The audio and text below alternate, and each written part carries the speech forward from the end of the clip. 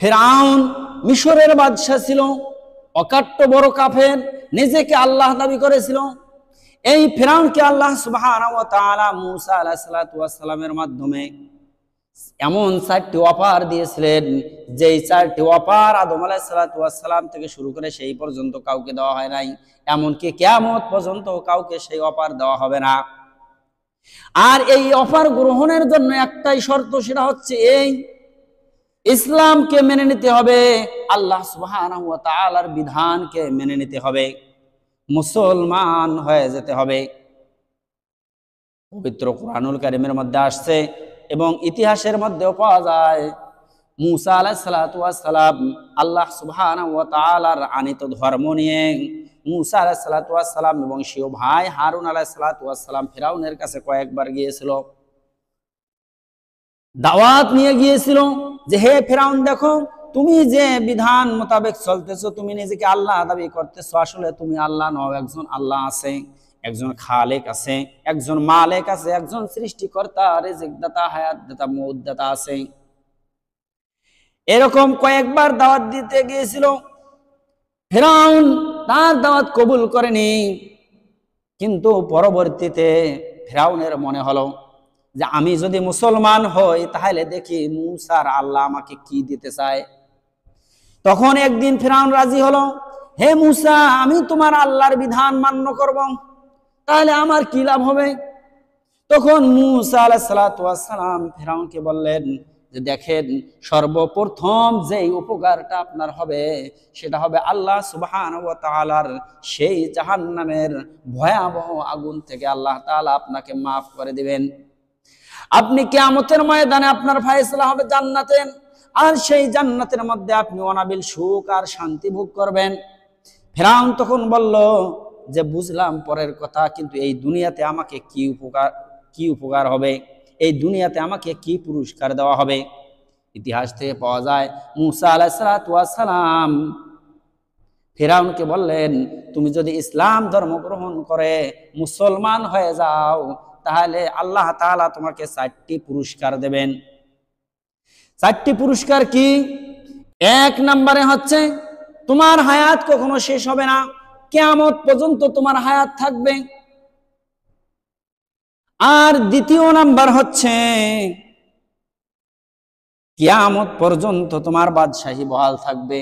যে 1 নম্বরে যে তোমার কিয়ামত পর্যন্ত তোমার হায়াত থাকবে, এই হায়াতটা হায়াতে তৈয়্যিবা, অর্থাৎ তুমি কখনো অসুস্থ হবে না, তোমার এমন মনেও হবে না যে তুমি মারা গেলে হয়তো বা ভালো হতো। আমরা আজকাল এরকম বলি না, বলি যে মারা গেলে মনে হয় সব সমস্যার সমাধান হয়ে যেত।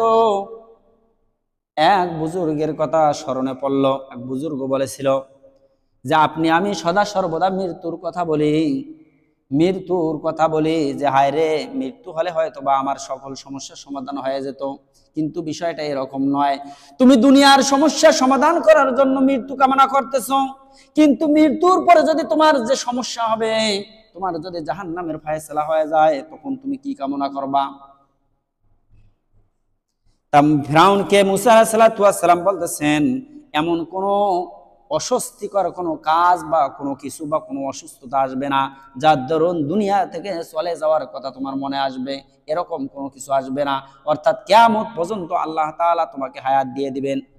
নাম্বার 2, তোমার এরকম যে বাদশাহী আছে, তুমি মিশরের বাদশাহ, কিয়ামত পর্যন্ত তোমার বাদশাহী, তোমার ক্ষমতা অটল থাকবে।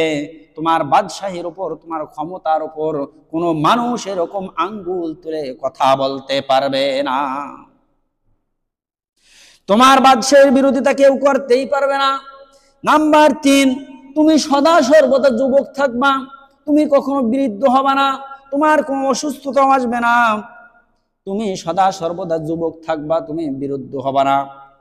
আর 4র্থ নাম্বার হচ্ছে তুমি সদা সর্বদা সুস্থ থাকবা, তোমার একটু জ্বর পর্যন্ত হবে না, একটু সর্দি পর্যন্ত হবে না।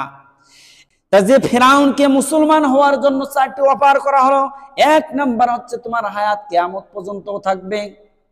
তোমার 2য় নাম্বার, তোমার বাদশাহী কিয়ামত পর্যন্ত থাকবে, তোমার বাদশাহের উপর কেউ বৃদ্ধা আঙ্গুল দেখাইতে পারবে না। তৃতীয় নাম্বার হচ্ছে তুমি সদা সর্বদা যুবক থাকবা, কিয়ামত পর্যন্ত তুমি বার্ধক্য তোমার মধ্যে আসবে না। আর চতুর্থ নাম্বার হচ্ছে তুমি সুস্থ থাকবা, তুমি কখনো অসুস্থ হবে না। ফিরআউন চিন্তা করলো যে মূসা কখনো মিথ্যা কথা বলতে পারে না, কারণ আমার জীবনের এরকম অভিজ্ঞতা থেকে আমি বলতে পারি যে মূসা সদা সর্বদা সত্য কথা বলে। তখন ফিরআউন কি করলো, মূসা আলাইহিস সালামকে বলল, হে মূসা, আমি একটু বুঝি, আমি একটু কারোর সাথে পরামর্শ করি। মূসা আলাইহিস সালাম বললেন যে হ্যাঁ, আপনি পরামর্শ করেন, তবে শর্ত হচ্ছে আপনার বন্ধু যে হামান আছে, হামানের সঙ্গে কখনো পরামর্শ করিয়েন না। ফিরআউন কি করলো, তার স্ত্রী আসিয়াকে গিয়ে বলল যে দেখো আমার বিবি আসিয়া, আমি মূসা আলাইহিস সালামের আনিত যে ধর্ম, আল্লাহ তাআলার বিধান গ্রহণ করতে চাই, আমি মুসলমান হতে চাই। আসিয়া বলল, খুব খুশি হয়ে গেল, মস্ত বড় কথা, আমার স্বামী মুসলমান হবে, আমার স্বামী জাহান্নামের পথ থেকে জান্নাতের পথে যাবে, এটা বড় খুশির কথা। এরকম ফিরআউন একরকম নিয়ত করেই ফেললো সে মুসলমান হবে। অপরদিকে হামানের কানে এই কথা গেল যে ফিরআউন মুসলমান হবে। তখন হামান করলো কি, খোলা তরবারি নিয়ে আসলো, নিয়ে এসে ফিরআউনের সামনে তরবারি দিয়ে বলতেছে, ওগো আমাদের প্রভু, এতদিন আপনাকে আমরা প্রভু মানতাম, শুনতেছি আপনি নাকি কোন এক প্রভুর কাছে মাথা নত করবেন, তাহলে কি আপনি আর তো প্রভু থাকলেন না? আপনাকে আমরা এতদিন রব বলে মানতাম, এখন আপনি হয়ে যাবেন অন্য এক রবের সৃষ্টি, অর্থাৎ আপনি আর রব থাকলেন না। এই মান সম্মান, এই অপমান আমি হামান আপনার বন্ধু হয়ে কখনো সহ্য করতে পারি না, অর্থাৎ আমার শিরচ্ছেদ করে ফেলেন, তারপরে আপনি ইসলাম ধর্ম গ্রহণ করেন। এই যে কথা, তার সঙ্গে আছে শয়তানের ওয়াসওয়াসা, কুমন্ত্রণা। এই কুমন্ত্রণার দরুন ফিরআউনের আত্মগৌরব, অহংকার বেড়ে গেল। অহংকার যখন বেড়ে গেল, তখন ফিরআউন চিন্তা করলো, কথা তো ঠিক, আমি একজন প্রভু, আমি আর একজন কোন প্রভুর দাসত্ব করব, কোন প্রভুর কাছে মাথা নত করব? এই যে ফিরআউন আর ইসলাম ধর্ম গ্রহণ করলো না, আর মুসলমান হলো না,